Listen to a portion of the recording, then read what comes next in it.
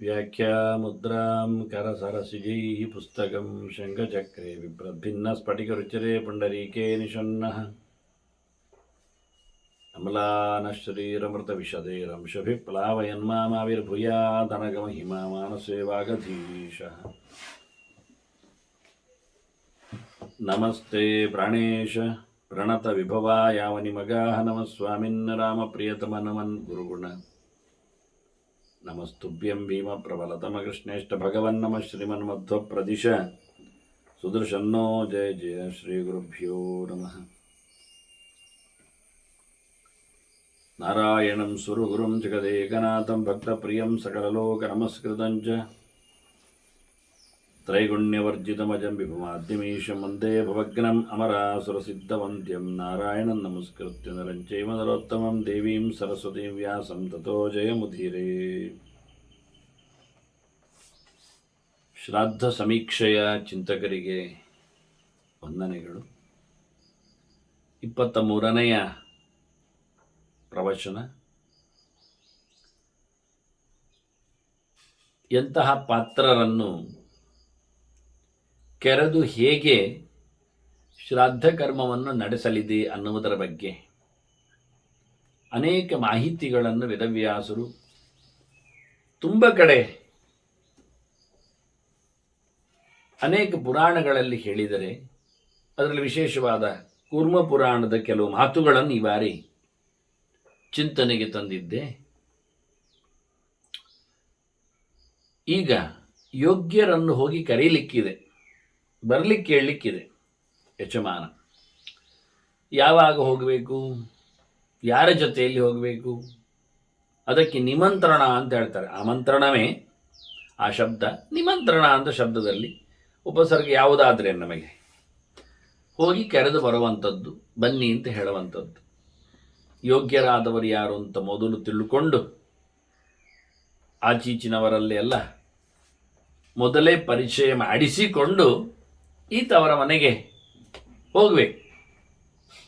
ಬಹಳ ಚೆನ್ನಾಗಿ ಅವರನ್ನು ಕರೀಲಿಕ್ಕೆ ಹೋಗುವಾಗ ಹೋಗಿ ಅವರಿಗೆ ನಮಸ್ಕಾರ ಮಾಡಬೇಕು ಪೂರ್ಣವಾಗಿ. ಸನ್ನಿಪತ್ಯ ದ್ವಿಜಾನ್ನ ಸರ್ವಾನ್, ಎಲ್ಲರನ್ನು ಸಹ ಕ್ರಮ ಪ್ರಕಾರವಾಗಿ ನಮಿಸಿಕೊಂಡು ಕಾಲಿಗೆ ಅಡ್ಡಬಿದ್ದು, ಯಾರ ಜೊತೆಯಲ್ಲಿ ಸಾಧುಬಿಹಿ ಸಹ ಸನ್ನಿಮಂತ್ರಯೇತ್, ಹೋಗುವಾಗ ಒಳ್ಳೆಯವರನ್ನು ಕರ್ಕೊಂಡು ಹೋಗಬೇಕು. ಹಾಗಾಗಿ ತಿಳಿದವರ ಜೊತೆಯಲ್ಲಿ ಬರಲು ಹೇಳಿದಾಗ ಅವನು ಚೆನ್ನಾಗಿ ಒಪ್ಪಿಕೊಳ್ಳುತ್ತಾನೆ ಅವಕಾಶ ಇದ್ದಲ್ಲಿ. ಹಾಗೆ ಹೋಗಿ ಅವರನ್ನು ಗೌರವದಲ್ಲಿ ಕರೀಲಿಕ್ಕಿದೆ. ಏನು ಹೇಳಿ ಕರೀಲಿಕ್ಕಿದೆ? ಶುಭ ಭವಿಷ್ಯತಿ ಮೇ ಶ್ರಾದ್ದಂ ಹೇಳಿ. ನಾಳೆ ನಮ್ಮ ಮನೆಯಲ್ಲಿ ಶ್ರಾದ್ದ ಕರ್ಮವು ನಡೆಯಲಿದೆ ಅಂತ ಹೇಳಿ ಅವರಿಗೆ ತಿಳಿಸ್ಲಿಕ್ಕೆ. ಅಂದರೆ ಏನರ್ಥ ಆಯಿತು? ಹಿಂದಿನ ದಿನ ಹೋಗಿ ಹೇಳಬೇಕು ಅಂತಾಯಿತು. ಅವಕಾಶ ಕಮ್ಮಿ ಆದರೆ, ಅವರು ಸಿಗದೇ ಇದ್ದರೆ, ಹೆಚ್ಚು ಕಡಿಮೆ ಆದರೆ ಆದ್ದರಿಂದ ಮರುದಿನವೂ ಪರವಾಗಿಲ್ಲ. ಪೂರ್ವೇದ್ವಿರಭಿಭುಜ್ಯ ಚ ಅಸಂಭವೇ ಪರಿದ್ದಿರುವ, ಹಿಂದಿನ ದಿನವೇ ಅವರನ್ನು ಶ್ರಾದ್ದ ನಾಳೆ ಇದೆ ಅಂತೇಳಿ ಬರಮಾಡಿಸಿಕೊಳ್ಳಿಕ್ಕೆ ಬರ್ತದೆ. ಅವರು ಸಂಜೆಯೇ ಬಂದು ಬಿಡುತ್ತಾರೆ, ಮನೆಯಲ್ಲಿರುತ್ತಾರೆ. ಇಲ್ಲಾದರೆ ಮರುದಿನವೇ ಹೋಗಿ ಅವರನ್ನು ಕರೀಲಿಕ್ಕೂ ಬರ್ತದೆ. ಮರುದಿನವೂ ಹಿಂದಿನ ದಿನ ಕರೆದು ಅವರು ಮರುದಿನವೂ ಬರಲಿಕ್ಕೆ ಬರ್ತದೆ. ಹೀಗೆ ಎರಡೆರಡು ರೀತಿಯ ವ್ಯವಸ್ಥೆ. ಯಜಮಾನ ಹಿಂದಿನ ದಿನವೇ ಹೋಗಿ ಕರೆದು ನಾಳೆ ಶ್ರಾದ್ದ ಇದೆ ಅಂತೇಳಿ ಅವರನ್ನು ಹಿಂದಿನ ದಿನವೇ ಮನೆಗೆ ಬರಮಾಡಿಸಿಕೊಳ್ಳುವುದು. ಅವರು ಸಂಜೆ ಹೊತ್ತಿನಲ್ಲಿ ಶ್ರಾದ್ದದ ಮನೆಯಲ್ಲಿಯೇ ಇದ್ದಿರುತ್ತಾರೆ ಹಿಂದಿನ ದಿನ. ಕ್ರಮ ಹಾಗೆ ಇಬ್ಬರಿಗೂ ಸಹ ಶ್ರಾದ್ದ ಮಾಡುವವನಿಗೂ ಶ್ರಾದ್ದ ಭೋಜನದಲ್ಲಿ ಸೇರುವವನಿಗೂ, ಅಂದರೆ ವಿಶ್ವೇ ದೇವಸ್ಥಾನಗಳಲ್ಲಿ ಪಿತೃಸ್ಥಾನಗಳಲ್ಲಿ 2 ಮತ್ತು 3 ಜನ, ಮತ್ತು ಬೇಕಾದರೆ ಪುರೋಹಿತನು, ಆಚಾರ್ಯನು, ಯಜಮಾನನು, ಯಜಮಾನ ಪತ್ನಿ, ಇವರೆಲ್ಲರೂ ಸಹ ಹಿಂದಿನ ದಿನವೂ ನಿಯಮದಲ್ಲಿರಬೇಕು. ಊಟೋಪಚಾರಗಳಿಂದ ವರ್ಜಿತರ ಇರಬೇಕು ಅವರು. ಹಾಗೆ ಆಗದೇ ಇದ್ದರೆ, ಹಿಂದಿನ ದಿನ ಅವನು ಬಾರದಿದ್ದರೆ ಮರುದಿನ ಬೆಳಿಗ್ಗೆ ಬರಲಿ, ಅವನು ಬರುವವನು. ಕರೆದದ್ದು ಹಿಂದಿನ ದಿನ, ಬರುವುದು ಮರುದಿನ. ಕೆಲವೊಮ್ಮೆ ಮರುದಿನ ಹೋಗಿ ಕರೀಲಿಕ್ಕೂ ಆಗ್ತದೆ.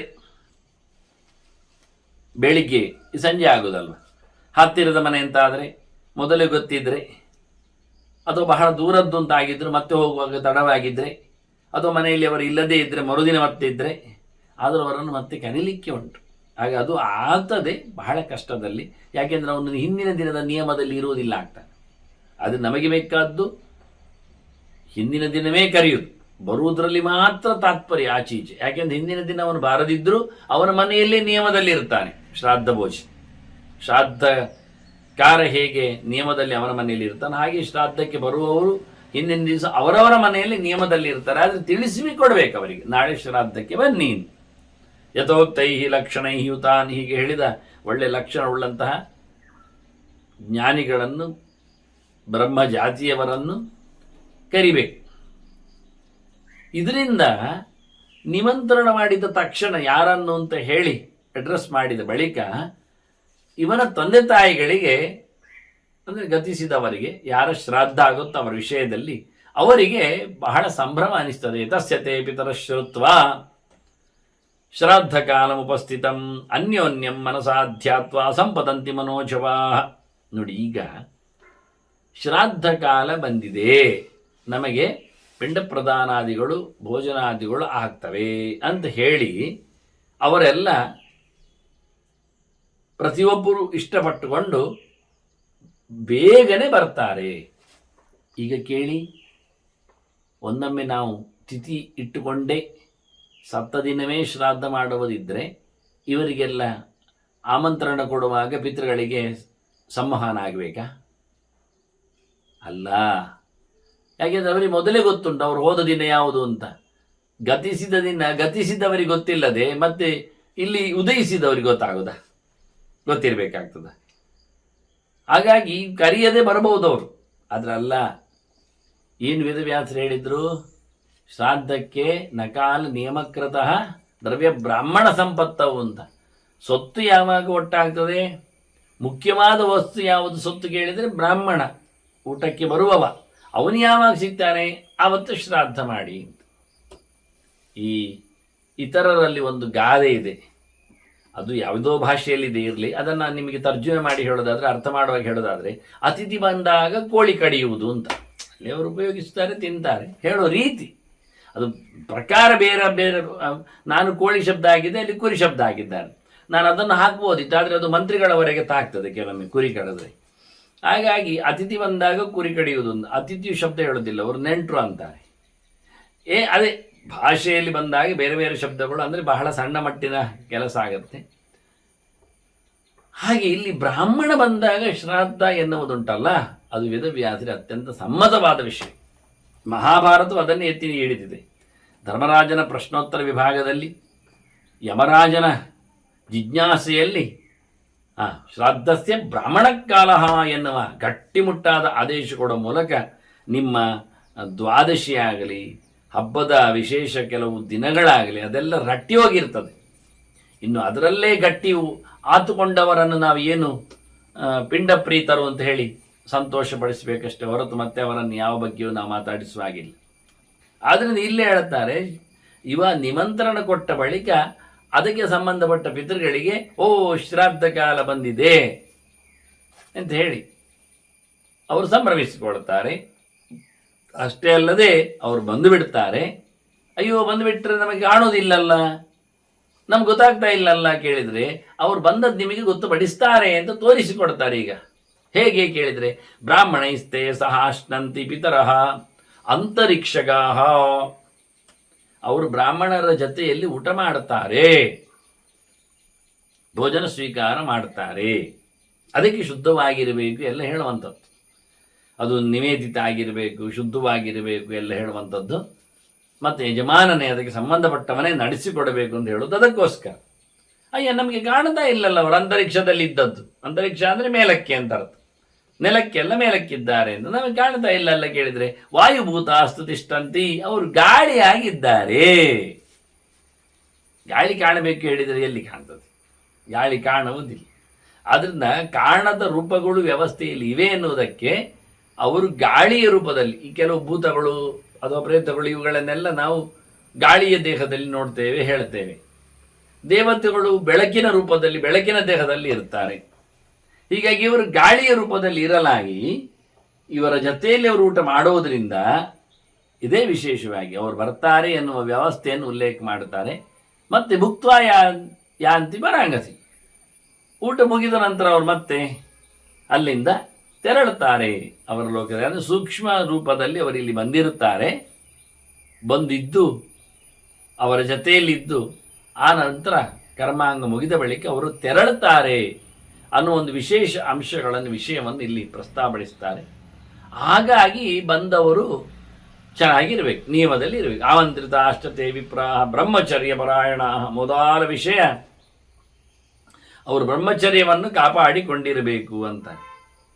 ಒಂದೊಮ್ಮೆ ಹೆಚ್ಚು ಕಡಿಮೆ ಆದರೆ ಅವರು ಹೇಳ್ತಾರೆ ಬ್ರಹ್ಮಹತ್ಯಾ ಮಮಾಪ್ನೋತಿ ತಿರ್ಯಜ್ಞೋನೋಚ ಜಾಯತೆ ಅಂತ. ಅವನು ಮತ್ತೆ ಪ್ರಾಣಿಯಾಗಿ ಹುಡುತ್ತಾನೆ. ಅಷ್ಟೇ ಅಲ್ಲದೆ ಬ್ರಹ್ಮಹತ್ಯೆ ಮಾಡಿದ ಹಾಗೆ ಅವರಿಗೆ ಪಾಪ ಬರ್ತದೆ. ಅದನ್ನು ನೈಷ್ಠಿಕವಾದ ವಿಶೇಷವಾದ ಗಟ್ಟಿಮುಟ್ಟಾದಂತಹ ಬ್ರಹ್ಮಚರ್ಯಾದಿ ನಿಯಮಗಳನ್ನು ಅವರು ಪಾಲಿಸಬೇಕು. ಮತ್ತು ಬಹಳಷ್ಟು ದೂರ ನಡ್ಕೊಂಡೆಲ್ಲ ಬರುವುದು ಹೋಗುವುದೆಲ್ಲ ಮಾಡಬಾರ್ದು. ಅವರು ತಿಂದ ದಿನ ಆಗಲಿ, ತಿನ್ನುವ ದಿನ ಆಗಲಿ, ಹಿಂದಿನ ದಿನ ಆಗಲಿ ಅಲ್ಲ. ಯಾಕೆ ಅಂದರೆ ಒಂದು ಸರ್ತಿ ನಿಮಂತ್ರಣ ಮಾಡಿದ ತಕ್ಷಣ ನಾನು ಹೇಳಿದ್ದಲ್ಲ, ಅವರು ಸೂಕ್ಷ್ಮ ರೂಪದಲ್ಲಿ ಪಿತೃಗಳಲ್ಲಿ ಆವಾಹನೆಯನ್ನು ಪಡೆದ ಹಾಗೆ, ಬಂದ ಹಾಗೆ, ಗಮನಿಸಿ ಬಿಟ್ಟ ಹಾಗೆ. ಹಾಗಾಗಿ ಎಲ್ಲೋ ಎಲ್ಲಿ ಯಾವುದೋ ಸಾಹಸ ಮಾಡ್ತಾ, ನಡೆದಾಡ್ತಾ, ಚಾರಣ ಮಾಡ್ತಾ ಎಲ್ಲ ಮಾಡಲಿಕ್ಕಿಲ್ಲ. ಹಾಗೆ ಮಾಡಿದರೆ ನಿಮಂತ್ರಿತಸ್ತಿಯೋ ವಿಪ್ರಹ ಅಧ್ವಾನಂ ಯಾತಿ ದುರ್ಮತಿ. ಒಂದೊಮ್ಮೆ ಅವನು ತಿರುಗಾಡಲಿಕ್ಕೆ ಶುರು ಮಾಡಿದರೆ, ಎಲ್ಲಿಯಾದರೂ ಹೋಗಿ ಶುರು ಮಾಡಿದರೆ ಭವಂತಿ ಪಿತರಸ್ತಸ್ಯ ತಮ್ಮ ಮಾಸಂ ಪಾಂಸು ಭೋಜನಾಹ ಅಂತ. ಅಂಥ ಸಂದರ್ಭದಲ್ಲಿ ಏನಾಗ್ತದೆ ಕೇಳಿದರೆ, ಅವನು ಯಾರಿಗೋಸ್ಕರ ಯಾರ ವಿಷಯದಲ್ಲಿ ಅವನನ್ನು ಆಮಂತ್ರಣ ಮಾಡಿರ್ತಾನೆ, ಬರಲಿಕ್ಕೆ ಕೇಳಿರ್ತಾನೋ ಆ ಶ್ರಾದ್ದಕರ್ತರು ಅವನ ತಂದೆಯಂದಿರಿಗೆ, ಅವನ ಪಿತೃಗಳಿಗೆ ಆ ತಿಂಗಳಲ್ಲಿ ಮಣ್ಣು ತಿನ್ನಬೇಕಾಗ್ತದೆ. ಇವತ್ತು ತಿರುಗಾಡುವುದರಿಂದ ಮಣ್ಣಾಗಿರ್ತದೆ. ಇವನ ದೇಹದಲ್ಲಿ ಪಿತೃಗಳ ಸನ್ನಿವೇಶ ಇರಲಾಗಿ ಅವರಿಗೆ ಅದರದ್ದು ಸಂಬಂಧ ಬರ್ತದೆ. ಆದ್ದರಿಂದ ಅವರನ್ನು ಬರಲಿಕ್ಕೆ ಕೇಳಿ ಏನು ಕೊಟ್ಟೆ ಕೇಳಿದರೆ ಮಣ್ಣು ಕೊಟ್ಟೆ ಕಾಲಡಿಯಲ್ಲಿ, ಅದನ್ನೇ ತಿನ್ನುವಂತಾಯ್ತಲ್ಲ ಮತ್ತೆ. ಅದರಿಂದ ಹೆಚ್ಚು ನಡೆದಾಟದಲ್ಲಿ ಕರೆದವನನ್ನು ಬಿಡಬಾರದು, ಏನು ಹೆಚ್ಚು ಕಡಿಮೆ ಆಗ್ಬೋದು ಎನ್ನುವ ನೆಲೆಯಲ್ಲಿಯೂ. ಅಷ್ಟೇ ಅಲ್ಲದೆ ಇನ್ನೊಂದು ಹೇಳುತ್ತಾರೆ, ಇನ್ನೊಂದು ಗಮ್ಮತ್ತಿದೆ ವಾಸ್ತವವಾಗಿರುವಂಥದ್ದು. ನಿಮಂತ್ರಿತಸ್ತುಯೋ ನಿಮಂತ್ರಿತ ಶ್ರಾದ್ದೆ ಪ್ರಕುರ್ಯಾತ್ ಕಲಹಂದ್ವಿಜ. ಬಂದವನು ಗಲಾಟೆ ಮಾಡಿದರೆ, ಬೈಯುವುದು, ದೂರುವುದು, ಅಸಮಾಧಾನದಿಂದ ರೇಗುವುದು, ಕೂಗಾಡುವುದೆಲ್ಲ ಮಾಡಿದರೆ ಇದರಿಂದ ತೊಂದರೆ ಆಗ್ತದೆ. ಭವಂತಿ ಪಿತರಸ್ತಸ್ಯ ತಮ್ಮಾಸಂ ಮಲಭೋಜನ. ಅವರು ಆ ತಿಂಗಳು ಮಲವನ್ನು ತಿಂದಾಯಿತು. ಬೈಯುವುದು ಎನ್ನುವುದು, ತೆಗಳು ಎನ್ನುವುದು ಅದು ಅತ್ಯಂತ ಹೀನವಾದ ಸೊತ್ತಾಗ್ತದೆ. ಹಾಗಾಗಿ ಅವರು ಮಲವನ್ನು ತಿಂದಾಗೆ ಆಗಿಬಿಡುತ್ತದೆ, ಅಷ್ಟು ಹೇಸಿ ಆಗುತ್ತೆ. ಅದನ್ನು ಯಾರೂ ಸಹ ಅವತ್ತು ನಿಮಂತ್ರಿತನಾದವ ಕಲಹ ಆಗಲಿ, ಬಹಳ ದೂರ ನಡೆಯುವುದಾಗಲಿ, ಮತ್ತು ಇನ್ನಿತರ ಯಾವುದೇ ತಪ್ಪು ಕೆಲಸಗಳನ್ನಾಗಲಿ ಮಾಡದೆ ಅವನು ನಿಯಮನಿಷ್ಠನಾಗಿ ಒಳ್ಳೆ ರೀತಿಯಿಂದ ಇರಬೇಕು. ಅದು ಅವನಿಗೆ ಮಾತ್ರ ಅಲ್ಲ, ಶ್ರಾದ್ದಕಾರನಿಗೂ ಉಂಟು ಆ ನಿಯಮಗಳು. ಅಲ್ಲಿ ನಿಂತು ಹೋಗಲಿಲ್ಲ. ಅಕ್ರೋತನಃ ಅತ್ವರಃ ಅಮತ್ತಃ ಸತ್ಯವಾದಿ ಸಮಾಹಿತಃ ಭಾರಂ ಮೈಥುನಂ ಅಧ್ವಾನಂ ಶ್ರಾದ್ದಕೃತ್ ವರ್ಜಯೇತ್ ಜಮಂ. ಶ್ರಾದ್ದ ಮಾಡುವವನೂ ಸಹ ಗಡಿಬಿಡಿ ಮಾಡಲಿಕ್ಕಿಲ್ಲ, ಸಿಟ್ಟು ಮಾಡಿಕೊಳ್ಳಲಿಕ್ಕಿಲ್ಲ, ಮತ್ತು ಅಜಾಗ್ರತೆಯನ್ನು ನಡೆಸಿಕೊಳ್ಳಿ. ಅದು ಹಾಗೆ ಹೋಯಿತು ಹಾಗೆಲ್ಲ ಹೇಳಬಾರದು. ಸತ್ಯವನ್ನು ನುಡಿಯುವವನಾಗಿರ್ಬೇಕು, ಸುಳ್ಳು ಹೇಳುವಂತಿಲ್ಲ. ಮತ್ತು ತಲೆ ಸರಿ ಇರಬೇಕು ಅವನಿಗೆ. ಯಾವ್ಯಾವುದು ಯೋಚನೆಗಳಲ್ಲಿ ಅವನು ಬಹಳಷ್ಟು ಆವೇಗಕ್ಕೆ, ಉದ್ವೇಗಕ್ಕೆ ಎಲ್ಲ ಒಳಗಾಗಬಾರದು. ಮತ್ತು ಬಹಳ ಹೆಚ್ಚಿನ ಭಾರವನ್ನು ಹೊರುವುದಾಗಲಿ, ನಡೆಯುವುದಾಗಲಿ ಎಲ್ಲ ಮಾಡಬಾರದು. ಯಾಕೆಂದರೆ ಕೈಕಾಲುಗಳು ಮತ್ತೆ ನಾಳೆ ಬಿದ್ದೋದ್ರೆ ಶ್ರಾದ್ದಕ್ಕೋಸ್ಕರ. ಆದ್ದರಿಂದ ಪೂರ್ವಭಾವಿಯಾಗಿ ಚಿಂತನೆ ಮಾಡಿದ ನಂತರ ತನ್ನ ದೇಹವನ್ನು ಚೆನ್ನಾಗಿ ನೋಡಿಕೊಳ್ಬೇಕು. ಅದರಂತೆ ಪತ್ನಿ ಸಂಗಮ ಆಗಲಿ ಇದನ್ನೆಲ್ಲ ನಡೆಸಿಕೊಡ್ಲಿಕ್ಕಿಲ್ಲ. ಯಾಕೆಂದರೆ ಅವನು ಯೋಚನೆ ಮಾಡಿದ್ದೆಲ್ಲವೂ ಸಹ ಮುಂದಿನ ಕೈಂಕರ್ಯಗಳಿಗೆಲ್ಲದು ಪಿತೃಗಳಿಗೆ ಆಗುವಂಥದ್ದು. ಆದ್ದರಿಂದ ಅವನು ಏನೇನೋ ತಿಂದರೂ ಅವರಿಗೆ ತೊಂದರೆ ಆಗ್ತದೆ, ಅವನು ಎಲ್ಲೆಲ್ಲಿಯೂ ತೆರಳಿದ್ರೂ ತಪ್ಪಾಗ್ತದೆ. ಹಾಗಾಗಿ ಪಿತೃಗಳಿಗೋಸ್ಕರ ಅವನು ಯಾವುದನ್ನು ಸಹ ತನ್ನ ದೇಹದಲ್ಲಿ ಅವರ ಆವಾಹನೆ ಇರಲಾಗಿ ಏನು ಮಾಡಲಿಕ್ಕಿಲ್ಲ ಅಂತ ಇದನ್ನು ಲೆಕ್ಕ ಮಾಡ್ತಾನೆ. ಹೀಗೆ ಶ್ರಾದ್ದ ಮಾಡುವವನಿಗೂ ಶ್ರಾದ್ದದಲ್ಲಿ ಭೋಜನಾಧಿಕಾರಿಯನ್ನು ಪಡೆದವನಿಗೂ ಸಹ ಕ್ರಮ ಪ್ರಕಾರವಾದ ಅನೇಕ ನಿಯಮಗಳು ಇವೆ. ಅದರೊಟ್ಟಿಗೆ ಶ್ರಾದ್ದಕಾರನಿಗೆ ಜಪವನ್ನು ನಿಷೇಧಿಸ್ತಾರೆ. ಯಾವಾಗ ಅಂದರೆ ಸಂಜೆಯ ಹೊತ್ತಿನಲ್ಲಿ ಅಂತ. ಅವನಿಗೆ ತಾನೇ 3-4 ಗಂಟೆಗೆ ಊಟ ಎಲ್ಲ ಮುಗಿಸಿರುತ್ತಾನೆ. ಅತಿಥಿಗಳ ಊಟ ಆದ ನಂತರ ಎಡೆ ಇದೆ ಏನು ಮಾಡುವ ಅಂತ ಕೇಳಿಕೊಂಡು ಬಂಧು ಮಿತ್ರರ ಜೊತೆಯಲ್ಲಿ ಊಟ ಮಾಡುತ್ತಾನೆ. ಅವನು ಹಿಂದಿನ ದಿನದಿಂದ ಉಪವಾಸ ಇದ್ದಾನೆ. ಇವತ್ತು ಸಂಜೆ ಅವನಿಗೆ ಊಟ ಸಿಕ್ಕಿದೆ ಅಂದಾಗ ಒಂದು ದಿನದಷ್ಟು ಸುಮಾರು 24 ಗಂಟೆ ಬ್ರೇಕ್ ಇರ್ತದೆ, ಆಯಾಸ ಆಗಿರ್ತದೆ. ಉಳಿದವರು ಬಂದಿರ್ತಾರೆ, ಬಂಧು ಮಿತ್ರರೆಲ್ಲ, ಅವರಿಗೆಲ್ಲ ಊಟ ಉಪಚಾರಗಳೆಲ್ಲ ಆಗ್ತದೆ. ಏನಲ್ಲದಿದ್ದರೆ ಅವನಿಗೆಲ್ಲ ಸ್ವಲ್ಪ ರಿಲೀಫ್ ಅಂತ ಬಂದಾಗ 5 ಗಂಟೆ ಆಗ್ತದೆ ಅವನತ್ತು. ಊಟ 4 ಗಂಟೆಗೆ ಆಗ್ಬೋದು. ಋತುಬಗಾಲದಲ್ಲಿ ಶ್ರಾದ್ದ ಆದ್ದರಿಂದ 3 ಗಂಟೆಗೆ ಅತಿಥಿಗಳ ಊಟ, ಅಭ್ಯಾಗತರ ಊಟ ಎಲ್ಲ ಆದ ನಂತರ ಭೃತ್ಯಾತಿಥಿ ಪುರಸ್ತರಂ ಭುಂಜೀತ ಅಂತ ಇರ್ಲಿಕ್ಕೆ ಹೋಗಿ ಎಲ್ಲರಿಗೂ ಊಟ ಮಾಡಿ ಮತ್ತೆ ಯಜಮಾನ ತಿನ್ನಬೇಕು. ಆದ್ದರಿಂದ ಅವನದ್ದು ಊಟ ಉಪಚಾರ ಎಲ್ಲ ಮುಗಿದು ಸ್ವಲ್ಪ ಅವನು ವಿಶ್ರಾಂತಿ ಅಂತ ಹೇಳಿ ಉಸಿರನ್ನು ಗಟ್ಟಿಯಾಗಿ ಬಿಟ್ಟ ಅಂದಾಗ ಅವನಿಗೆ ಸುಮಾರಾಗಿ 5 ಗಂಟೆ ಹತ್ತಿರ ಬರ್ತದೆ. ಈಗ ಕತ್ತಲಾಗಲಿ ಶುರು ಆಗ್ತದೆ. 6 ಗಂಟೆಗೆ ಅಸ್ತ ಸೂರ್ಯ. ಅವೆಲ್ಲಿ ಜಪಕ್ಕೆ ಓಡಬೇಕೀಗ? ಉತ್ತರಾಂ ಸದಿವಾಕರಾಮ್ ಅಲ್ವಾ? ಬೆಳಗಿನ ಜಪ ಪೂರ್ವಾಂ ಸಂಧ್ಯಾಂ ಸನಕ್ಷತ್ರಾಂ ಸದಿವಾಕರ. ಬೆಳಗಿನ ಸಂಧ್ಯಾ ವಂದನೆ ನಕ್ಷತ್ರದಿಂದ ಆರಂಭಿಸಿ ಸೂರ್ಯನಿರುವವರೆಗೆ ಆಗಲಿಕ್ಕೆ. ಉತ್ತರಾಂ ಸದಿವಾಕರಂ ಸನಕ್ಷತ್ರ. ಸಂಜೆ ಜಪ ಸೂರ್ಯನಿದ್ದಾಗ ಶುರುವಾಗಿ ನಕ್ಷತ್ರ ಇರುವವರೆಗೆ ಓಡಲಿಕ್ಕುಂಟು. ಈಗ ಸೂರ್ಯ ಇರುವಾಗ ಶುರು ಮಾಡಲಿಕ್ಕೆ ಸೂರ್ಯ ಇದ್ದಾನೆ. ಶುರು ಮಾಡುವ ಹೇಳಿದರೆ ಹೊಟ್ಟೆಯಲ್ಲಿ ಹಿಟ್ಟುಂಟಲ್ಲ, ಅಜೀರ್ಣೆ ಅಂತಾರಲ್ಲ, ಹೊಟ್ಟೆ ಖಾಲಿಯಾಗದೆ ಪೂಜೆ ಪುನಸ್ಕಾರಗಳನ್ನು ದೇವರ ಚಿಂತನೆಗಳನ್ನು ಮಾಡುವಂತಿಲ್ಲ. ಪ್ರತಿ ಮಂಗಳ ಆರಾಧನೆಗಳನ್ನಾಗಲಿ ನಿತ್ಯ ಜಪಗಳನ್ನಾಗಲಿ ಆದ್ದರಿಂದಲೇ ಬೆಳಿಗ್ಗೆ ಏನು ತಿನ್ನದೆ ಜಪ ಮಾಡಿ ಹೇಳೋದು. ಇಲ್ಲಾದ್ರೆ ನಾವು ಹೇಳ್ತಿದ್ದೇವಲ್ಲ 6 ಗಂಟೆ ಟಿಫಿನ್ ಮಾಡಿ ಮತ್ತು ಚೆನ್ನಾಗಿ ಜಪ ಮಾಡಿ. ಬೇಡ, ಬೆಳಿಗ್ಗೆ ಎದ್ದ ತಕ್ಷಣ ಮಾಡಬೇಕಾದ್ದು ಸ್ನಾನವೇ, ಆನಂತರ ಕ್ರಮ ಪ್ರಕಾರ ಜಪವೇ, ಆ ಬಳಿಕ ದೇವರ ಪೂಜೆ ಇತ್ಯಾದಿಗಳನ್ನು ಮಾಡಿಕೊಳ್ಳಿಕ್ಕೆ, ಅಂದರೆ ಪೂರ್ಣ ಪ್ರಮಾಣದಲ್ಲಿ. ಮತ್ತು ನದಿ ತೀರದಿಂದ ಈಚೆ ಬರಲಿಕ್ಕೆ ಮನೆಗೆಲ್ಲ ಬರಲಿಕ್ಕೆ ಇರುವಂಥದ್ದು. ಹೀಗಾಗಿ ಮನುಷ್ಯ ಹೊಟ್ಟೆ ಖಾಲಿಯಾಗದೆ, ತಿಂದದ್ದು ಖಾಲಿಯಾಗದೆ ಪೂಜೆ ಜಪಗಳಿಗೆ ಅವನು ಕೂತ್ಕೊಳ್ಳಿಕ್ಕಿಲ್ಲ. ಹಿಂದಿನ ದಿನ 9 ಗಂಟೆ ಒಳಗೆ ಆತ ಊಟ ಮಾಡಿದ್ರಿಂದ, ತಿಂದುಕೊಂಡದ್ರಿಂದ ಮರುದಿನ ಬೆಳಿಗ್ಗೆ 6 ಗಂಟೆಗೆ 4 ಗಂಟೆಗೆ ಅವನಿಗೆ ಸ್ನಾನ ಮಾಡೋದಕ್ಕೆ ಯಾರು ಬಂತು? ತಿಂದ ಬಳಿಕ ಒಂದು 6 ಗಂಟೆ ಆದರೂ ಹೊಟ್ಟೆಯನ್ನು ಬಿಡಬೇಕು. ಊಟ ಮಾಡಿ ಸ್ನಾನ ಮಾಡಬಾರ್ದು ಅಂತ ಹೇಳಿದ್ದು ಯಾಕೆ ಕೇಳಿದರೆ, ಊಟ ಮಾಡಿ ಸ್ನಾನ ಮಾಡಲಿಕ್ಕೆ 6 ಗಂಟೆ ಬಿಡಬೇಕು ಅಂತ ಹೇಳಲಿಕ್ಕೆ. ಇಲ್ಲಾದರೂ ಊಟ ಮಾಡಿದ ತಕ್ಷಣ ಸ್ನಾನ ಮಾಡಿದರೆ ತಪ್ಪು, ದೈಹಿಕವಾಗಿಯೂ ತಪ್ಪು. ನೀವೇನೋ ಸ್ನಾನ ಮಾಡಿ ಏನೋ ಮಹತ್ತರವಾದ ಕೆಲಸಕ್ಕೆ ತೆರಳುತ್ತೀರಾದ್ರಿಂದ, ಶೌಚದ ಕೆಲಸಕ್ಕೆ, ಮಡಿಯ ಕೆಲಸಕ್ಕೆ, ದೇವರ ಕೆಲಸಕ್ಕೆ. ಆದ್ದರಿಂದ ಇನ್ನೂ ಸಹ ಹೊಟ್ಟೆಯಲ್ಲಿ ಅಜೀರ್ಣವಾದ ಅನ್ನ ಇದ್ದಾಗ ಇದು ಮಹಾಪರಾಧಗಳಲ್ಲಿ ಇದು ಸೇರಿಕೊಳ್ತದೆ. ಅಜೀರ್ಣ ಅನ್ನ ಯಾರಲ್ಲಿ ಉಂಟು ಅವನು ಪೂಜೆ ಪುನಸ್ಕಾರಗಳನ್ನು ಮಾಡಿದರೆ ಪರಿಪೂರ್ಣವಾದ ತಪ್ಪಿಗೆ ಪಾತ್ರನಾಗ್ತಾನೆ. ಹೀಗಾಗಿ ಸಂಜೆ ಜಪ ಮಾಡುವಾಗ ಇವನದ್ದು ಇನ್ನೂ ಸಹ ಕರಗದೇ ಇದ್ದದ್ರಿಂದ ಅವನಿಗೆ ಅಧಿಕಾರ ಅಲಾಭ ಆಗ್ತದೆ. ಅಷ್ಟು ಮಾತ್ರ ಅಲ್ಲದೆ ಪಿತೃಗಳು ಹಿಂದಿನ ದಿವಸ ಶ್ರಾದ್ದದಲ್ಲಿ ಬಂದವರು ಅವರು ಮರುದಿನ ಬೆಳಿಗ್ಗೆ ಸೂರ್ಯೋದಯಕ್ಕೆ ಮುಂಚೆ ಹೋಗುವುದವರು. ಮರುದಿನ ಬೆಳಿಗ್ಗೆ ನಾವು ತರ್ಪಣವನ್ನು ಕೊಡಲಿಕ್ಕುಂಟು ಅವರ ಹೆಸರಲ್ಲಿ. ಯಾರಿಗೆ ಶ್ರಾದ್ದ ಆಗಿದೆ ಅವರ ಹೆಸರಿನಲ್ಲಿ ತರ್ಪಣ ಕೊಡಲಿಕ್ಕುಂಟು. ಈಗ ಪರೇದ್ಯುಹು ತರ್ಪಣ ಅದ್ಯೈವ ಕರಿಷ್ಯೆ ಅಂತೇನೋ ಸಂಕಲ್ಪ ಮಾಡಿಕೊಂಡು ನಾಳೆಯ ತರ್ಪಣವನ್ನು ಹಿಂದೆ ಮಾಡ್ತೇನೆ ಅಂತೇಳಿ ಮಾಡಿಕೊಂಡು ಮತ್ತೆ ಊಟೋಪಚಾರಗಳಿಗೆ ಅವನು ಹೋಗ್ತಾನೆ. ಹಾಗಾಗಿ ಕರ್ಮಪೂರ ಆಗದಿದ್ದರಿಂದಲೂ ಜೊತೆಯಲ್ಲಿ ಇವನಿಗೆ ಅವಕಾಶ ವಂಚನೆ ಆಗುವುದರಿಂದಲೂ ವಿಸ್ತಾರವಾದ ಜಪಗಳಿಗೆ ಇವನಿಗೆ ಅವಕಾಶವನ್ನು ಕೊಟ್ಟಿಲ್ಲ. ಮತ್ತೆ ಅಲ್ಲ, ಜಪವೇ ಮಾಡಲಿಕ್ಕಿಲ್ಲ ಹೇಳುವ, ಜಪವೇ ಮಾಡಲಿಕ್ಕಿಲ್ಲ ಹೇಳಿದರೆ ಆಶೋಚದಲ್ಲಿ ಮಾಡಲಿಕ್ಕೆ ಉಂಟಲ್ಲ, ಪಿತೃಕರ್ಮ ಮಾಡಿದ್ದಕ್ಕೆ ಅಂತ. ಹೆಣ ಮುಟ್ಟಿದವನಿಗೂ ಜಪ 3 ಹೊತ್ತು ಮಾಡಲಿಕ್ಕೆ ಉಂಟು, ಹೆಣ ಸುಟ್ಟವನಿಗೂ ಜಪ 3 ಹೊತ್ತು ಬಿಡಲಿಕ್ಕಿಲ್ಲ. ಸಂಕೋಚ ಇದೆ ಇದರಲ್ಲಿ. ಮಾನಸವಾಗಿ ಮಾಡುವ ವ್ಯವಸ್ಥೆ, ಕೆಲವು ಮಂತ್ರಗಳ ಪಠಣ ರಾಹಿತ್ಯ ಇವೆಲ್ಲ ಇದೆ. ಆದ್ದರಿಂದ ಇವನಿಗೂ ಸರ್ವಾತ್ಮನ ಜಪ ಎನ್ನುವುದರಲ್ಲಿ ನಿಷೇಧವನ್ನು ತಿಳಿಸಿಕೊಟ್ಟರೆ ಹೊರತು ಜಪವೇ ಮಾಡಲಿಕ್ಕಿಲ್ಲ ಅಂತಲ್ಲ. ಆಶೋಚಕಾರನಿಗೆ ಹೇಳಿದ ನೆಲೆಯಂತೆ, ಅದು ಇವನಿಗೆ ಅವಕಾಶಕ್ಕೆ ಹೇಳಿದ ಲೆಕ್ಕಾಚಾರದಂತೆ ಇವತ್ತು ಹೇಳಲಿಕ್ಕೆ ಹೋದರೆ ಯಾರು ತಾನೇ ಸಮಯಕ್ಕೆ ಸರಿಯಾಗಿ ಮಾಡ್ತಾರೆ. ಆದ್ದರಿಂದ ಪ್ರತಿಯೊಬ್ಬರೂ ಸಹ ಒಂದು ದೃಷ್ಟಿಯಿಂದ ಸಂಜೆಯನ್ನು ತಪ್ಪಿಸಿಕೊಳ್ಳುವವರೇ, ಇನ್ನು ಟಿಫಿನ್ ಸಂಜೆದ್ದು ಮಾಡಿ ತಿಂದೇ ಜಪಕ್ಕೆ ಹೋಗುವವರೇ. 6 ಗಂಟೆ ಬಿಡುವುದು ಇಲ್ಲ. ದೊಡ್ಡವನಲ್ಲಿ ಮಿನಿಮಮ್ ಡೈಜೆಷನ್ ಪೂರ ಆಗಲಿಕ್ಕೆ 6 ಗಂಟೆ ಬಿಡಬೇಕಂತ. ಆದ್ದರಿಂದ 3 ಹೊತ್ತಿನ ಜಪಕ್ಕೆ ಅನುಕೂಲವಾಗಿ ಅವರು ಹೇಳಿಕೊಟ್ರು. ಇವತ್ತು ನಾವು ಅದನ್ನು ಮಾಡದೇ ಇರಲಿಕ್ಕೆ ಹೋಗಿ ಅರ್ಥ ಆಗುವುದಿಲ್ಲ ಅಷ್ಟೆ. ಹೀಗಾಗಿ ಇಲ್ಲಿ ಬಹಳ ಸ್ಪಷ್ಟವಾಗಿ ಉಲ್ಲೇಖ ಮಾಡಿದ್ದು ಕರ್ತೃವಿಗೆ ಏನೆಲ್ಲ ತ್ಯಾಜ್ಯ ಇದೆ ಅಂತ ಹೇಳೋ ಮೂಲಕ. ಮತ್ತೆ ಕರ್ತೃ ಒಮ್ಮೆ ಒಬ್ಬನನ್ನು ಕರೆದ ಊಟಕ್ಕೆ, ಅವನು ತಪ್ಪಿಸಿದ. ಏನಾಯಿತು ಅವನಿಗೆ ಬಾಬು ಅಂದಷ್ಟೇ. ಇವನಿಗೆ ಒಂದು ಜನ ಕಮ್ಮಿ ಆಯಿತು, ಸರಿ. ಇವಾಗ ಸ್ವಲ್ಪ ಜನ ಕಮ್ಮಿಯಲ್ಲಿದ್ದರೂ ಮಾಡ್ಬೋದು ಅಂತ ಉಂಟಲ್ಲ, ಒಂದೊಂದು ಜನ ಇದ್ದರೂ ಸಾಕಾಗತ್ತೆ, 2 ಜನ ಸಿಕ್ಕಿದ್ರು ಸಾಕಾಗತ್ತೆ ಅಂತ. ಹಾಗಾಗಿ ಮೊದಲೇ 3-5 ಜನರನ್ನು ಹೇಳಿದರೆ ಒಬ್ಬ ತಪ್ಪಿಸಿದ್ರು ಸುಧಾರಿಸಲಿಕ್ಕೆ ಬರ್ತದೆ. ಆನಂತರ ಯಾರನ್ನಾದ್ರೂ ಎಳೆದು ತರುವಂಥದ್ದು ಕರೆಯುವಂಥದ್ದು ಕಷ್ಟವೂ ಆಗ್ತದೆ.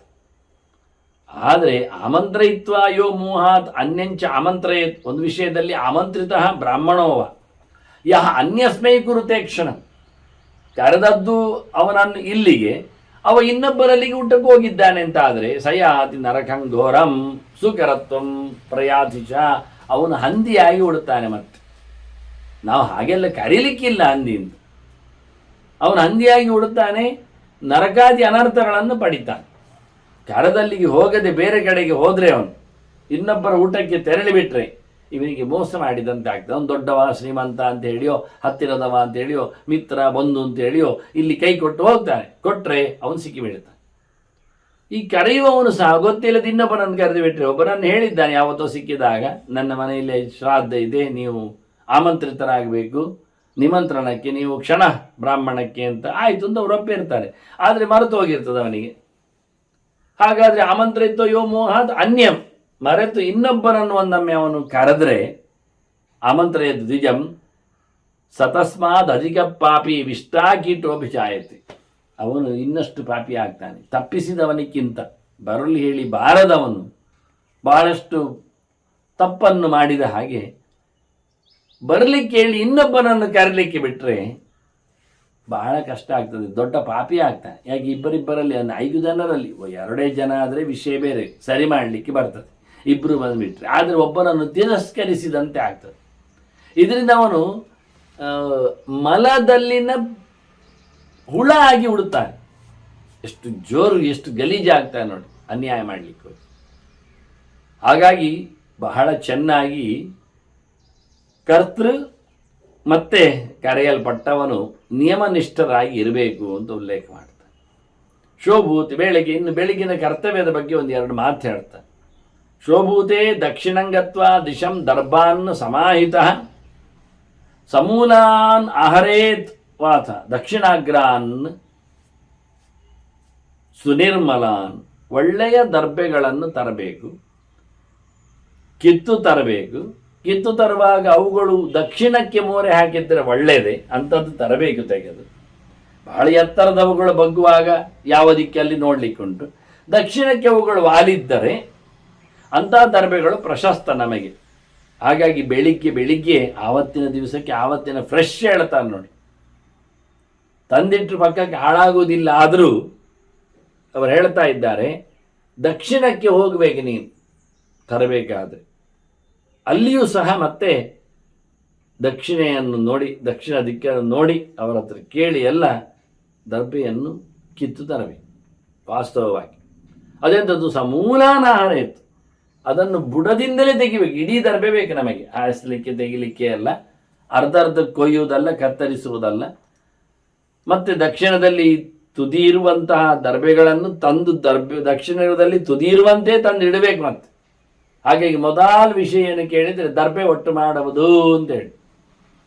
ಕರ್ಮಾಂಗಕ್ಕೆ ಬೇಕಾಗಿರುವಂಥದ್ದು 100 ದರ್ಬೆಗಳ ವಿನಿಯೋಗ ಇದೆ ಶ್ರಾದ್ದದಲ್ಲಿ, ಎಸಳುಗಳ. ಹಾಗಾಗಿ ಅದನ್ನು ನಾವು ನೋಡಿ ಒಳ್ಳೆಯದನ್ನು ಹುಡುಕಿ ಆವತ್ತು ತರಬೇಕು. ಕತ್ತರಿಸಿ ಅರ್ಧಂಬರ್ಧ ಮಾಡಿ ಅಲ್ಲ, ನಮಗೆ ಬುಡದಿಂದ ಬೇಕೆನ್ನುವುದನ್ನು ಅರ್ಥ ಮಾಡಿಕೊಳ್ಳಿ ಅವ್ರು ಹೇಳೋ ರೀತಿ ಕೇಳಿಕೊಂಡಾಗ. ಮತ್ತು ಅವುಗಳು ಬುಡದಿಂದಲೇ ಹೆಚ್ಚಾಗ್ತಾ ಬರ್ತವೆ, ಏನು ಸಮಸ್ಯೆ ಆಗುವುದಿಲ್ಲ ನಮಗೆ. ಮೇಲಿನಿಂದ ತೆಗಿಬೇಕು ಅನ್ನೋ ನಿರ್ಬಂಧ ಇಲ್ಲ, ಅವುಗಳು ಕೆಳಗಿನಿಂದ ಬೆಳೆಯುವವುಗಳು.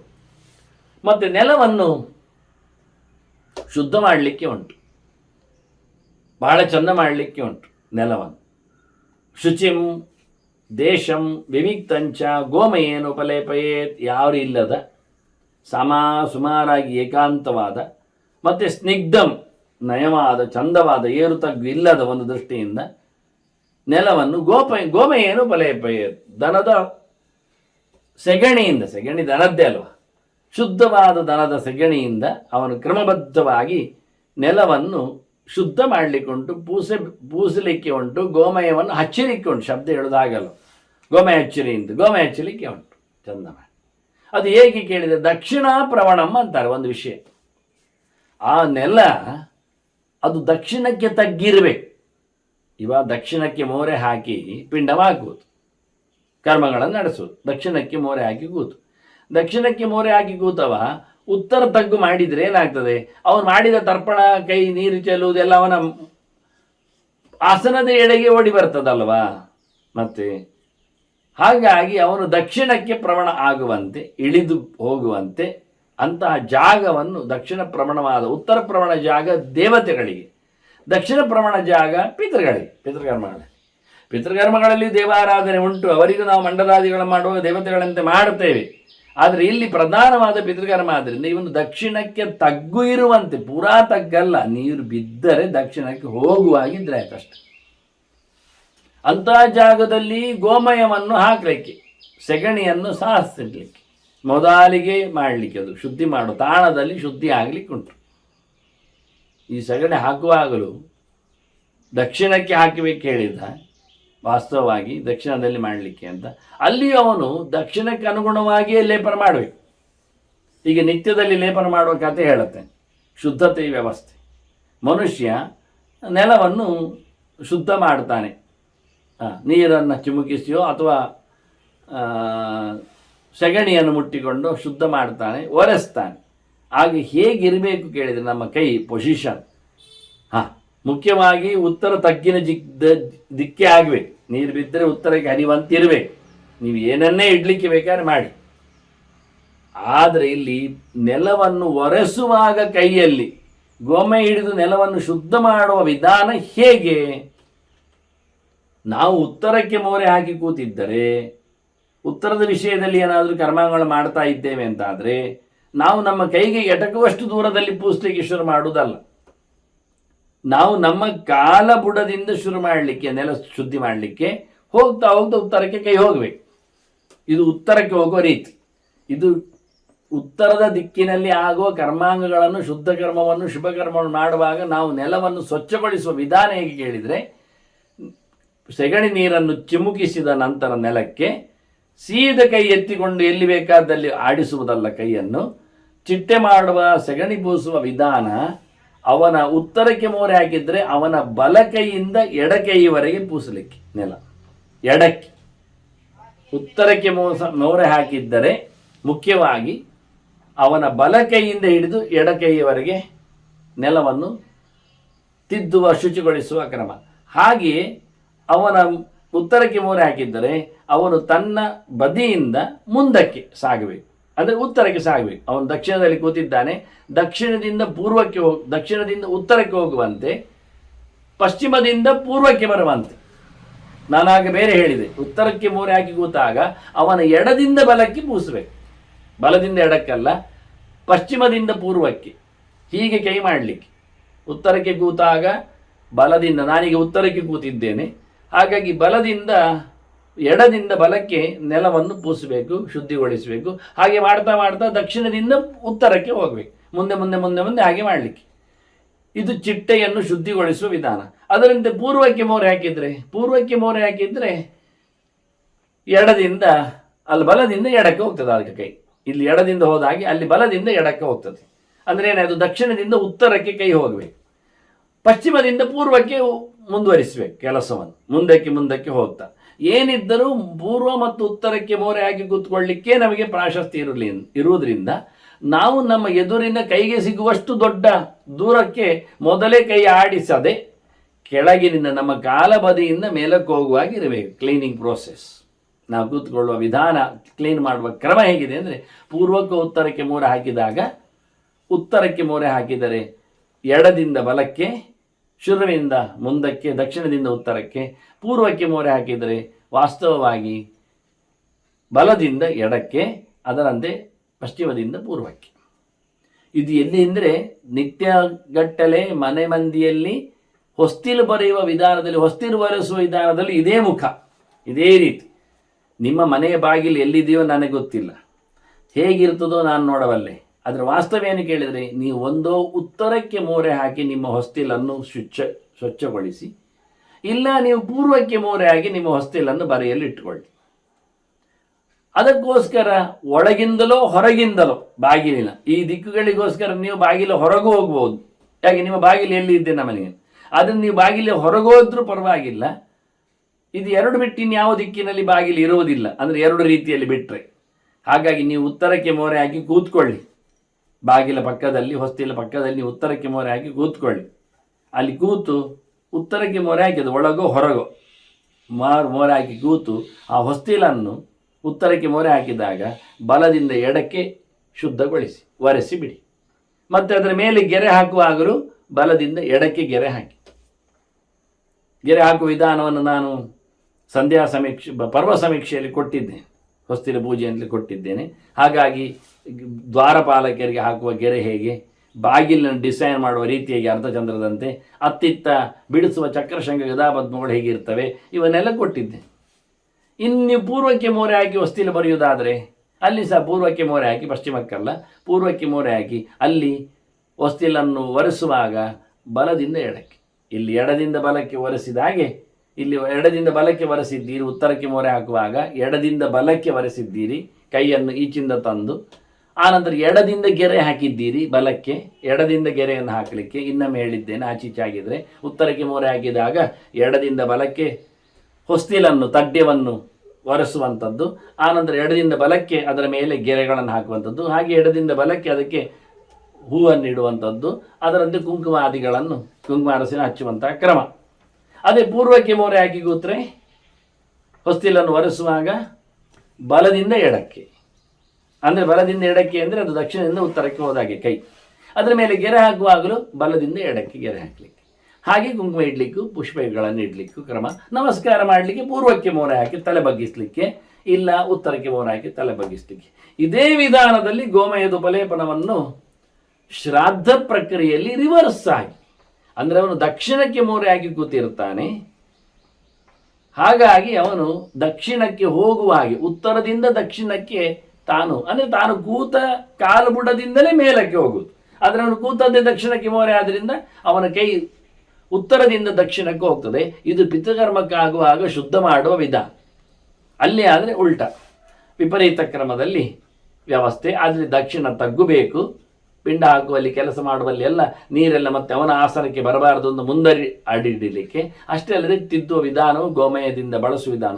ಆದರೆ ಪೂರ್ವಕ್ಕೆ ಕೈ ಮಾತ್ರ ಪಶ್ಚಿಮಕ್ಕೆ ಆಗಬೇಕಾಗಿಲ್ಲ. ಅಲ್ಲಿ ದಕ್ಷಿಣ ಕೂತರು ಸಹ ಕೈ ಒರೆಸುವ ವಿಧಾನ ಹೇಗೆ ಹೇಳಿದ್ರೆ ಪೂರ್ವಕ್ಕೆ ಅನುಗುಣವಾಗಿ, ಪಶ್ಚಿಮದಿಂದ ಪೂರ್ವಕ್ಕೆ ಅನುಗುಣವಾಗಿ, ಅದೊಂದು ತಪ್ಪಾಗುವುದಿಲ್ಲ. ಅಂತೂ ದಕ್ಷಿಣಕ್ಕೆ ಹೋಗುವಾಗೆ ಮತ್ತೆ ದಕ್ಷಿಣಕ್ಕೆ ಹೋಗುವಾಗೆ ಅವನು ಗೋಮಯವನ್ನು ಇದು ಮಂಡಲ ಮಾಡುವುದರಲ್ಲೇ ದೊಡ್ಡ ಮುಖ ಇಲ್ಲಿ, ಅಲ್ಲಿಂದ ಶುರು. ಯಾಕೆಂದರೆ ನೀವು ಯಾವ ರೀತಿಯಲ್ಲಿ ಮಂಡಲವನ್ನು ಗೋಮಯವನ್ನು ಹಾಕಿ ಶುಚಿಗೊಳಿಸಿದ್ದೀರಿ, ನಿರ್ಮಾಣ ಮಾಡಿದ್ದೀರಿ, ಅದರ ಮೇಲೆ ಅಂಥವ್ರು ಬಂದು ಕೂತ್ಕೊಳ್ತಾರೆ. ದೇವತೆಗಳ ಮಂಡಲವನ್ನು ಅಪಸವ್ಯದಿಂದಲೋ ಅಂದರೆ ರಿವರ್ಸ್ ಆಗಿ ಆ್ಯಂಟಿ ಕ್ಲಾಕ್ ವೈಸ್ ತಿಕ್ಕುವುದಾದರೆ ಅದು ತಪ್ಪು, ಅಲ್ಲಿ ದೇವತೆಗಳು ಬರುವುದಿಲ್ಲ ಆ ಮಂಡಲದಲ್ಲಿ. ಹಾಗೆ ಮಂಡಲದ ಆಕಾರಗಳು, ಚೌಕ, ಉರುಟು, ತ್ರಿಕೋಣ ಇವೆಲ್ಲವನ್ನು ನೋಡಿಕೊಂಡು ದೇವತೆಗಳ ಆವಾಸವನ್ನು ಪಡೀತಾರೆ. ಹಾಗಾಗಿ ಪಿತೃಗಳಿಗೆ ದಕ್ಷಿಣಕ್ಕೆ ಮೋರೆ ಹಾಕಿ ನೀವು ಗೋಮಯ ಬೇಕೆ, ಶುದ್ಧವಾದ ದನದ ಸೆಗಣಿಯನ್ನು ಬಳಸಲೇಬೇಕು. ಅದು ಫ್ರೆಶ್ ಇರಬೇಕು, ಮತ್ತೆ ತರುವಾಗ ಭೂಮಿ ಸ್ಪರ್ಶ ಆಗದಂತಿದ್ರೆ ಬಾರಿ ಚಂದ ಅಂದಿದ್ದಾರೆ. ಅಲ್ಲ ಆದರೆ ಇಲ್ಲ ಅಂತೇಳಿ ಬಿಡುವುದು ಬೇಡ, ಕೊನೆಗೆ ನಮಗೆ ಸಿಗಲಿಲ್ಲ ಹೇಳಿ ಮತ್ತೆ ನೀವು ದಾರಿಯಲ್ಲಿ ಬಿದ್ದ ಯಾವುದೋ ಹಂದಿಯಲ್ಲದ್ದಿ ತಾರದೆ ಗಮನ ಕೊಟ್ಟು ಗೋಮಯದ ವ್ಯವಸ್ಥೆಯನ್ನು ಮಾಡಲಿಕ್ಕುಂಟು. ಗೋಮಯದಿಂದ ಉಪಲೇಪನಗೊಳಿಸಿದರೇನೇ ದುಷ್ಟಶಕ್ತಿಗಳಲ್ಲಿಂದ ಹೋಗುವುದು. ಯಾಕೆಂದರೆ ಗೋವಿನಲ್ಲಿ ಕೂತಿರತಕ್ಕ ದೇವತೆಗಳದಕ್ಕೆ ಸಾಕ್ಷಿ, ಅದಕ್ಕೆ ಅವರು ಕ್ರಿಯೆಯನ್ನು ನಡೆಸುವರು. ಅದರಿಂದ ಗೋಮಯ ಉಪಲೇಪನ ಹಾಕಿ ಕೇಳಿದರೆ ಅಲ್ಲಿ ಬರತಕ್ಕಂಥ ಎಲ್ಲ ದುಷ್ಟಶಕ್ತಿಗಳು ನೀವು ಯಾವುದೋ ಹಾಕ್ಬೋದು, ಫಿನಾಯಿಲ ಅಥವಾ ಇನ್ಯಾವುದೋಗಳನ್ನು ಲೋಷನ್ಗಳನ್ನು ಹಾಕಿ ಕ್ಲೀನ್ ಮಾಡಿದ್ದೇನೆ ಹೇಳ್ಬೋದು. ಅದರಿಂದ ಕ್ಷುದ್ರ ಶಕ್ತಿಗಳೇ ಆಕ್ರಮಣಗೊಳ್ಳುತ್ತೆ ಹೊರತು ಡೆವಿಲ್ ಫೋರ್ಸ್ಗಳೇ ಸೇರ್ತಾ ಹೊರತು ಡಿವೈನ್ ಬರುವುದಿಲ್ಲ, ದೈವಿಕವಾದ ಶಕ್ತಿಗಳು ಬರುವುದಿಲ್ಲ. ಅದನ್ನು ಗೋಮಯ ಬೇಕೇ ಬೇಕು. ಮೊದಲು ಯಾವುದರಿಂದ ಬೇಕಾದರೂ ನೆಲವನ್ನು ಶುದ್ಧಿ ಮಾಡಿಕೊಳ್ಳಿ. ಯಾಕೆ ಭೂಮಿಯಲ್ಲೇ ಪಿಂಡ ಪ್ರದಾನ ಮಾಡಲಿಕ್ಕೆ ಇರೋದ್ರಿಂದ ಇಷ್ಟೆಲ್ಲ ಕೆಲಸಗಳು. ನೀವು ಪಾತ್ರೆಯಲ್ಲಿ ಪಗಡಿಯಲ್ಲಿ ಇಡುವುದಲ್ಲ ಅದನ್ನು, ಆದ್ದರಿಂದ ನೆಲದಲ್ಲಿ ಪಿಂಡ ಇಡಲಿಕ್ಕೆ ಹೋಗಿ ಅದಕ್ಕೆ ಕಾರಣಗಳೆಲ್ಲ ಮುಂದೆ ಮಾತುಗಳಲ್ಲಿ ಬರ್ತವೆ. ನಾನು ಕಳೆದ ಬಾರಿ ಹಿಂದೆ ಅದರಲ್ಲಿ ಕೆಲವು ಮಾತುಗಳನ್ನು ಉಲ್ಲೇಖ ಮಾಡಿದ್ದೆ ವಾಸ್ತವವಾಗಿ, ಯಾಕೆ ಏನು ಅಂತ ಭೂಮಿಯಲ್ಲಿಯ ಕಥೆ ಅಂತ. ಹಾಗಾಗಿ ಇಲ್ಲಿ ಮುಖ್ಯವಾಗಿ ಗೋಮಯದ ಬಳಕೆ, ಉಪಲೇಪನದ ಕ್ರಮ ಇದರ ಬಗ್ಗೆ ಹೆಚ್ಚು ಗಮನವನ್ನು ವೇದವ್ಯಾಸರು ಕೊಟ್ಟಿದ್ದಾರೆ. ಮುಂದೆ ಇಲ್ಲಿ ಏನು ಈ ದರ್ಬೆಯನ್ನು ದರ್ಬೆಯೂ ಸಹ ತರುವಾಗ ದಕ್ಷಿಣಾಗ್ರವನ್ನು ತರಬೇಕು. ದೇವತೆಗಳಿಗಾಗುವಾಗ ಕೊಯ್ದು ತಂದ ದರ್ಬೆಯನ್ನು ಉತ್ತರಕ್ಕೆ ಮೋರೆ ಹಾಕಿ ಅಥವಾ ಕುಡಿ ಮೋರೆ ಅಂದರೆ ಕುಡಿ ಬರುವಂತೆ ಅಥವಾ ಪೂರ್ವಕ್ಕೆ ಕುಡಿಯುವಂತೆ ತಂದು ಇಡಬೇಕು. ಇಡುವಾಗಲು ಪಿತೃಕರ್ಮಕ್ಕಾಗುವಾಗ ತಂದಿರತಕ್ಕಂಥ ದರ್ಬೆ, ಅದೇನು ತೊಳೆದ ಜಾಗದಲ್ಲೆಲ್ಲ ಇಡಲಿಕ್ಕೆ, ಎಲೆಯಲ್ಲಿ ಇಡಲಿಕ್ಕೆ ತಂದಿರತಕ್ಕಂಥ ಉದ್ದನೆಯ ದರ್ಬೆ, ಇಲ್ಲಿ ಮೂಲ ಸಮೇತ ತರಬೇಕು ಹೇಳಿದ್ದಾರೆ. ಉದ್ದನೆಯ ದರ್ಬೆಯನ್ನು ನಿಜವಾಗಿ ಅದು ಯಾಕೆ ಮೂಲ ಸಮೇತ ತೆಗೆಯುವುದು ಅಂದರೆ ಅದೊಂದು ಸೀಕ್ರೆಟ್, ರಹಸ್ಯ.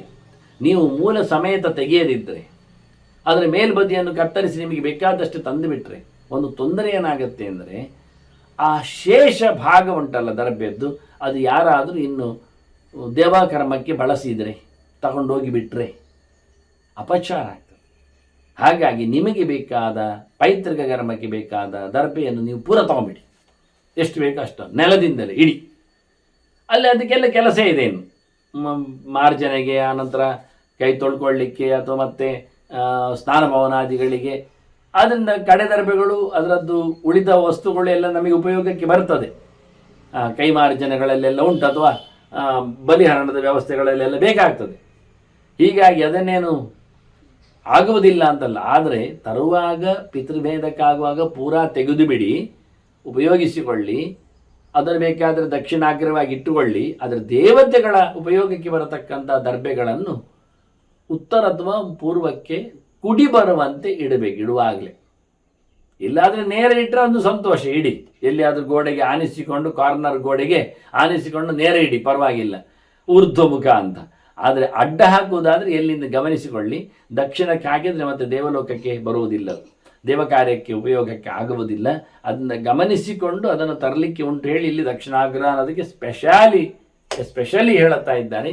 ಹೀಗೆ ದರ್ಬೆ ಅದು ನಮಗೆ ಭಯವನ್ನು ದರತಿಯಿಂದ ದೂರ ಮಾಡ್ತದೆ ಅಂತ. ದರ್ಬೆ ಅನೇಕ ಮುಖಗಳು, ದರ್ಭಾವೈ ಪ್ರಾಣ ಅಂತ ಹೇಳುವಂಥದ್ದನ್ನೆಲ್ಲ, ದರ್ಬೆಯ ವೈಶಿಷ್ಟ್ಯಗಳ ಬಗ್ಗೆ, ಅವುಗಳ ಕೆಲಸದ ಬಗ್ಗೆ, ಅವುಗಳ ಅತ್ಯಂತ ಎತ್ತರದ ಪ್ರಾಶಸ್ತ್ಯದ ಬಗ್ಗೆ ಎಲ್ಲ ನಾನು ಸಂಧ್ಯಾ ಸಮೀಕ್ಷೆಯಲ್ಲಿ ಕೊಟ್ಟಿದ್ದೇನೆ. ಹಾಗಾಗಿ ಅದನ್ನು ಇಲ್ಲಿ ವಿವರಿಸಲಿಕ್ಕೆ ಹೋಗುವುದಿಲ್ಲ.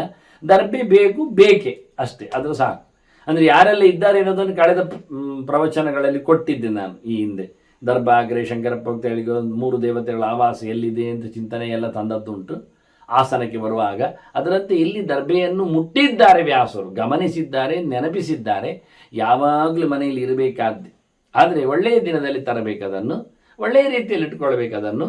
ಈಗಂತೂ ಶ್ರಾದ್ದಕ್ಕಾಗೋ ಹಸಿಯ ಸೀರುವಂತೆ ಚಂದವಾಗಿ, ಎಷ್ಟು ಚಂದ ಮಾಡಲಿಕ್ಕೆ ಬರುತ್ತೆ ಕರ್ಮಾಂಗ ನೋಡಿ.